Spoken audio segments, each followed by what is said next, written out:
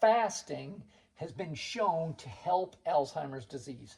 This was based on a number of different research studies, but it was published in the University of California, San Diego Today journal paper. Anyway, if you know anything about Alzheimer's, you're going to be like, oh, well, that makes complete sense when they say this in a paper. Have you ever fasted? It's a situation if you haven't done it.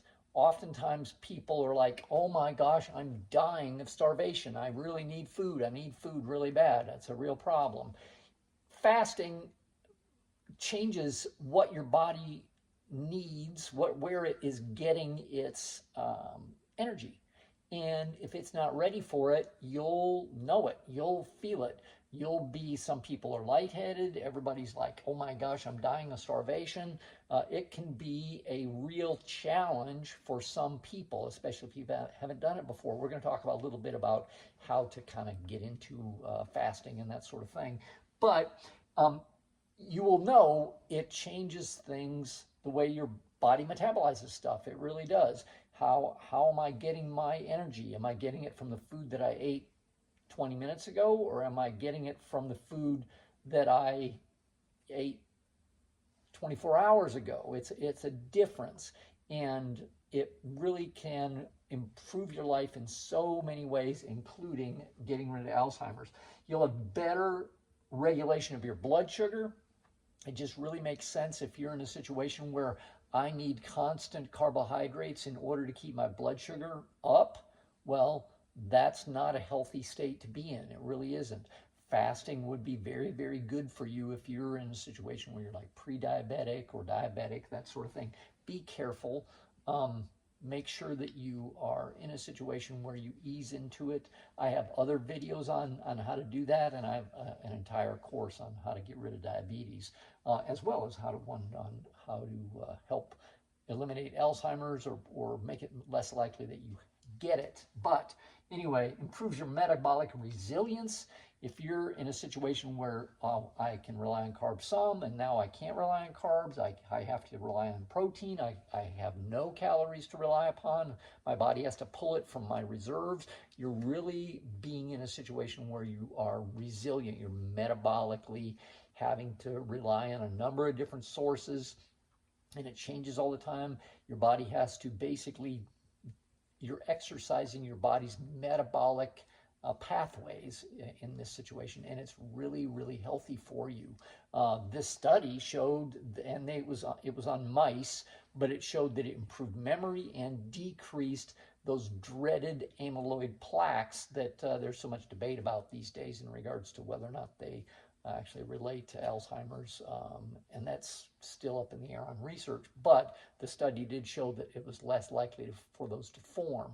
I have a whole theory on that in regards to glycation. If amyloid protein plaquing in the brain is a form of glycated protein, well, what's glycation?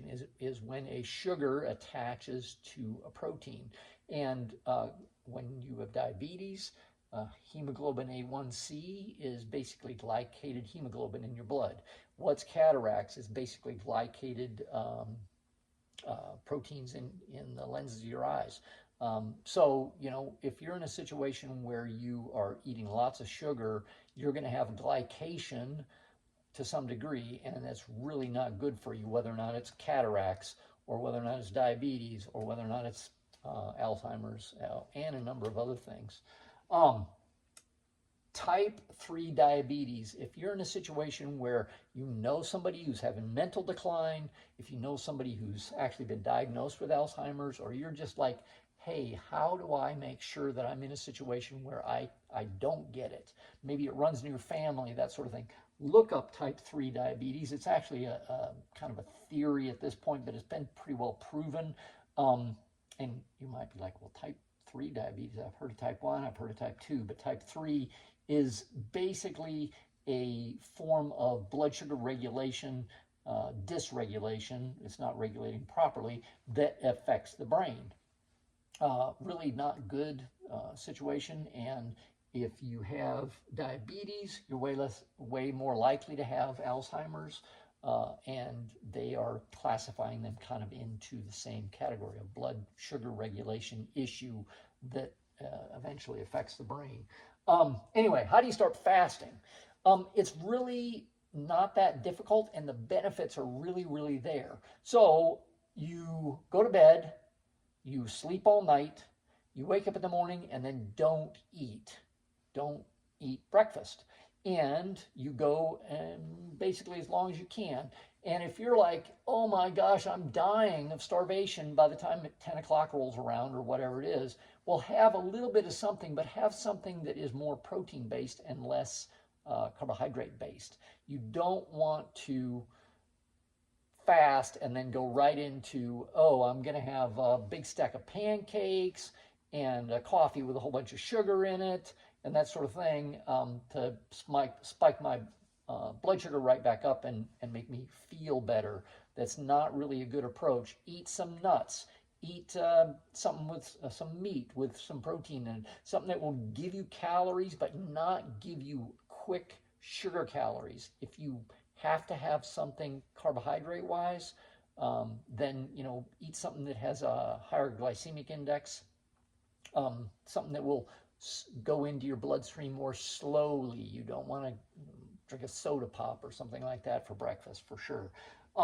Anyway, extend the time without food longer and longer. Oh, I did it last week and I made it till 10 o'clock. I did it this week and I made it till noon before I really, really was starving. Great, great. And then make it till 2, and then make it till 3, and then make it till dinner, and then make it till, oh, I went all day and didn't eat anything, and I'm going to go to bed, and I'm going to be in a situation where I wake up the next morning and I've just fasted for more than 24 hours at that point. Awesome, awesome.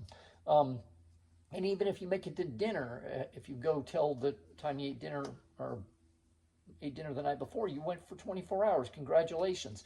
That is some serious metabolic variety, some ability to deal with not having a constant intake of calories.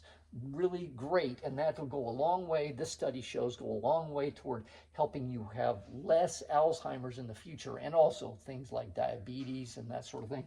There's so many benefits to it. Not only fasting lowers your chances for mental decline, like we talked about, but it helps weight loss, it helps your blood sugar, it helps blood pressure. They've done studies on this. Helps inflammation in the body. If you're not eating on a regular basis, you're in a situation where inflammation actually goes down. They've proven it. Apoptosis is a situation where basically your body is getting rid of old cells that it kind of doesn't need anymore. It's a very healthy process and is very good for you. Fasting really helps this. And if you're in a situation where old cells are there, what happens if your body doesn't get rid of them? Eventually, they probably become diseased themselves and cause problems.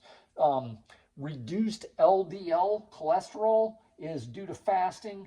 Increased growth hormone, which is really good for you. Improved brain function.